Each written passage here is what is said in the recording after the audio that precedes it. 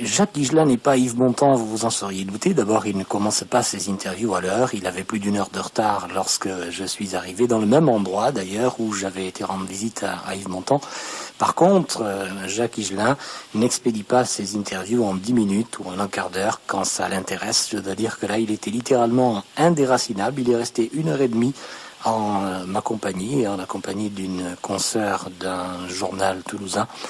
Et je dois dire que c'était un Higelin particulièrement en forme. J'ai extrait la fin de cette interview et je précise que Feelings, ce soir et plus exactement TSF, sacrifie au rite du mois d'août, au rite des rediffusions, c'est-à-dire une sorte de tour d'horizon de ce qui a été diffusé d'intéressant, de plus ou moins intéressant dans Feelings, dont c'est la dernière émission, je le rappelle, depuis 1982. Donc, un extrait de l'interview de Jacques Higelin. TSF 102, vous êtes avec Roland et nous poursuivons cet entretien avec Jacques Higelin jusqu'à 21h30. Nous sommes aujourd'hui le 10 mai, date anniversaire de l'élection du président de la République, et il m'a paru intéressant de demander à Jacques Higelin ce qu'il pensait du 10 mai. Ouais. Moi, j'ai pas pensé de ça à ce moment-là. J'ai dit tiens, bon, il y a des mecs en costume 3 pièces qui viennent quitter leur poste. Il y a d'autres 3 pièces qui reviennent les reprendre et qui vont peut-être avoir un point de vue différent sur l'utilisation des leviers de commande du Boeing déglingué dans lequel montent les travailleurs du monde entier. Et qu'ils vont emmener le module interspatial ailleurs. Mais en fait, j'ai toujours été surpris parce qu'ils ont tous l'air de parler toujours un peu de la même façon.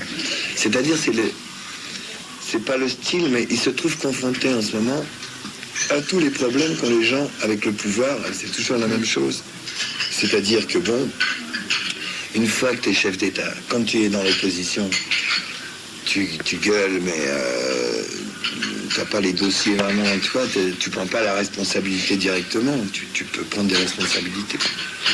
Mais à un moment donné, tu te mets à dire il faut une police plus forte parce que bon, c'est tout comme le vieux Gaston qui m'a l'air que bon, Gaston ça peut pas être mon idole, tu vois, en aucune façon.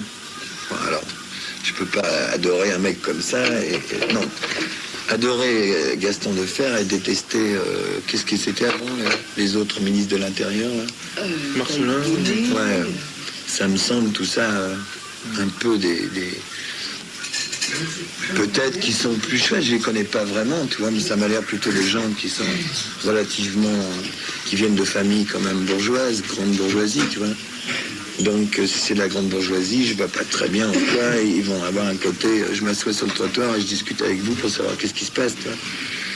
C'est-à-dire, la vie continue dans la rue comme elle a toujours continué, ou dans les campagnes, et la population se passe toujours les mots d'ordre sous la table, et c'est pas tellement dans les grandes déclarations officielles. La vie, ça se passe tous les jours.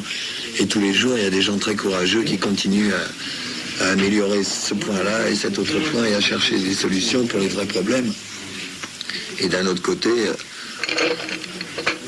je sais pas pourquoi on délègue toujours les pouvoirs à des papas à des moments.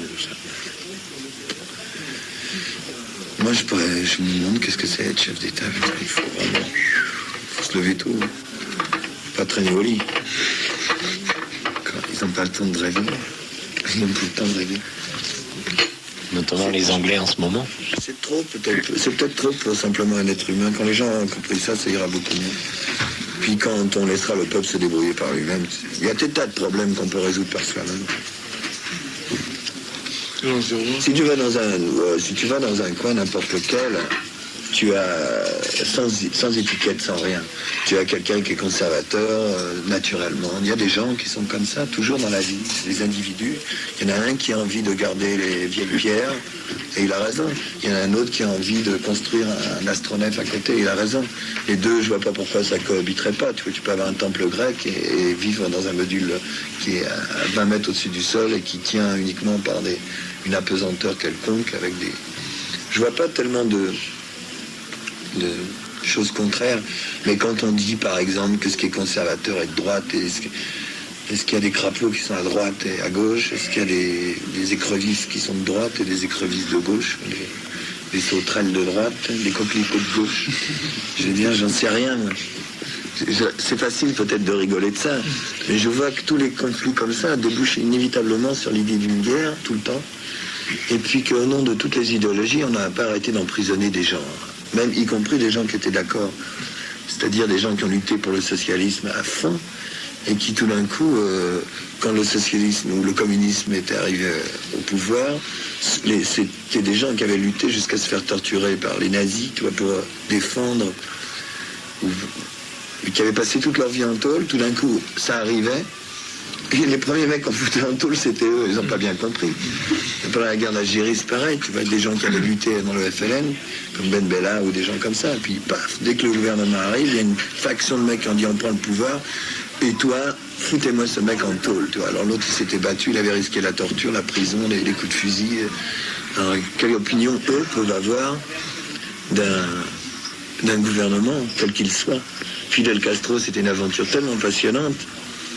Cette poignée d'hommes courageux qui s'étaient battus pour libérer le peuple. Quand ils ont libéré le peuple, ils ont dit maintenant que le peuple est libéré, eh ben, vous allez nous cirer nos pompes, tu vois, parce que c'est moi le chef.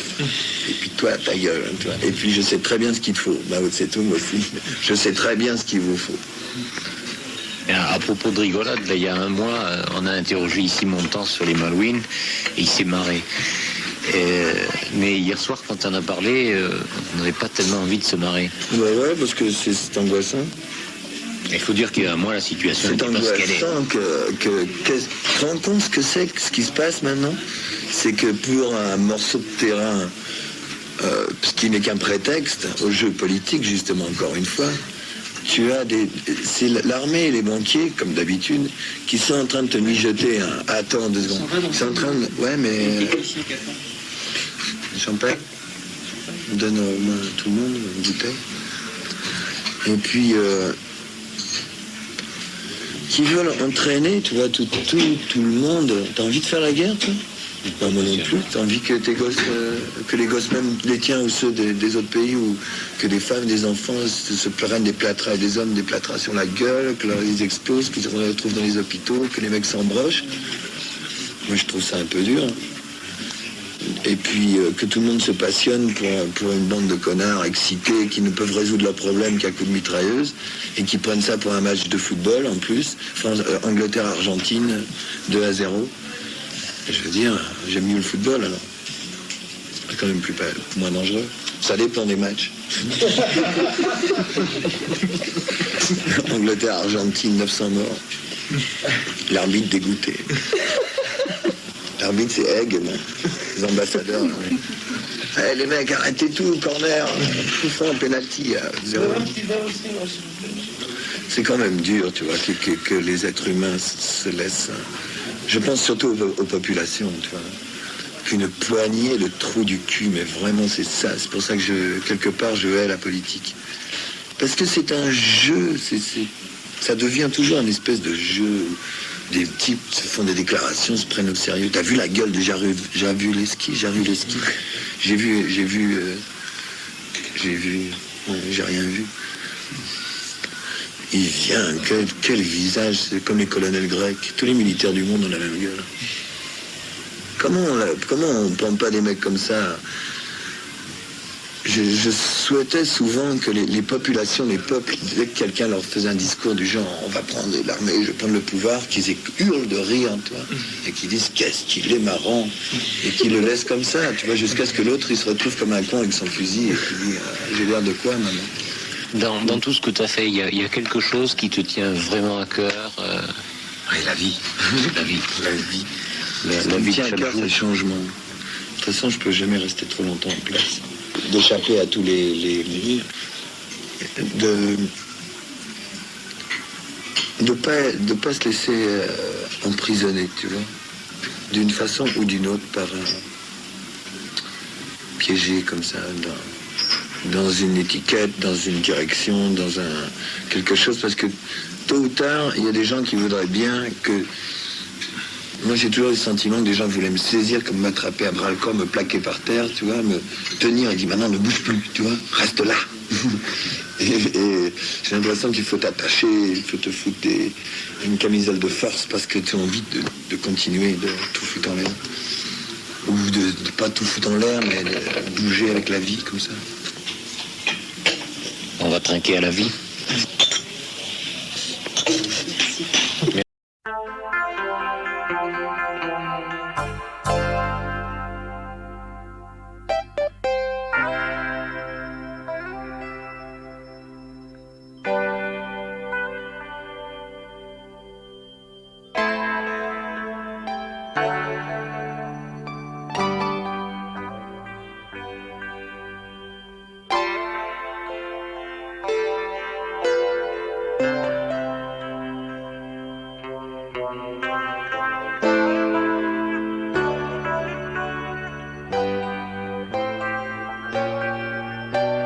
Rien,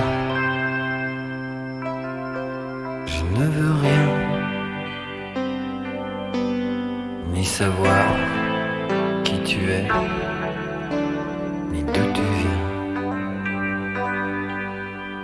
Rien, je n'attends rien de toi. Et si tu m'aimes, fais la même chose pour moi. Rien, je ne dirai rien. J'attendrai que tu fasses le premier pas. J'attendrai que tu rompes la glace à ma place. Et qui sait,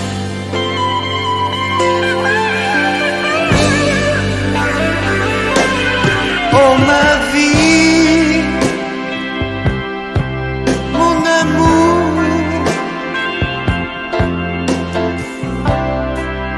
oh mon amour d'un instant. Qui cherches-tu et qu'est-ce que tu attends de moi?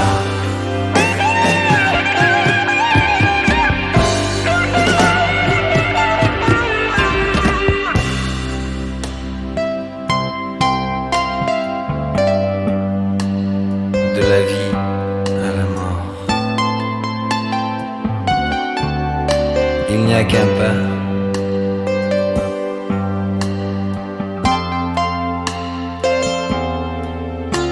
Oh, est-ce que tu le ferais?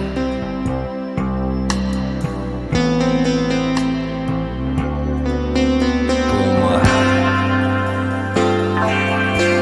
Oh ma vie, mon amour, oh mon amour de l'instant.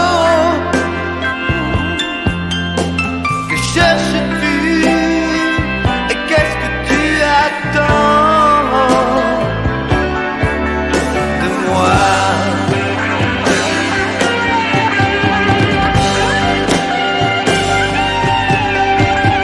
Rien,